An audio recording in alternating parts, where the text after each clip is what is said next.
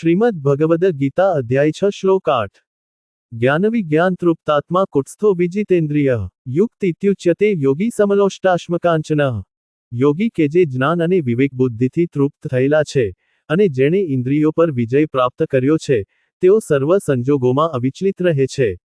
તેઓ સર્વ પદાર્થો, ધૂળ, પથરા અને સુવર્ણને એકસમાન જોવે છે. જ્ઞાન એ ગુરુ વચનનું શ્રવણ કરીને તથા શાસ્ત્રોનું અધ્યયન કરીને પ્રાપ્ત કરેલી સૈદ્ધાંતિક સમજ છે. વિજ્ઞાન એ જ્ઞાનની અનુભૂતિ છે, જે આંતરિક જાગૃતિ અને અંદરથી પ્રગટ થયેલી પ્રજ્ઞાનું સ્વરૂપ ધારણ કરે છે. સિદ્ધ યોગીની બુદ્ધિ, જ્ઞાન અને વિજ્ઞાન બંનેથી પ્રકાશિત થાય છે.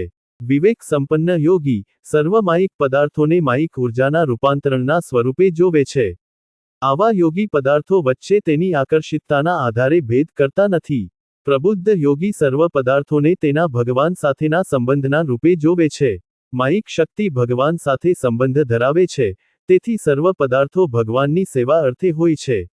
કુટસ્થ શબ્દનો પ્રયોગ તેમના માટે કરવામાં આવ્યો છે કે જે ઇન્દ્રિય બોધના માયિક શક્તિ સાથેના અસ્થિર સંપર્કથી મનને દૂર રાખે છે.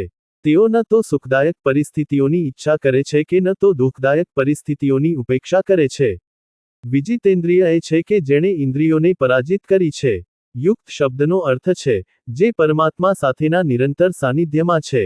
આવો મનુષ્ય ભગવાનના દિવ્ય આનંદનું આસ્વાદન કરે છે અને તેથી તૃપ્ત આત્મા અથવા તો અનુભૂત જ્ઞાનના ગુણથી પૂર્ણપણે સંતુષ્ટ થઈ જાય છે.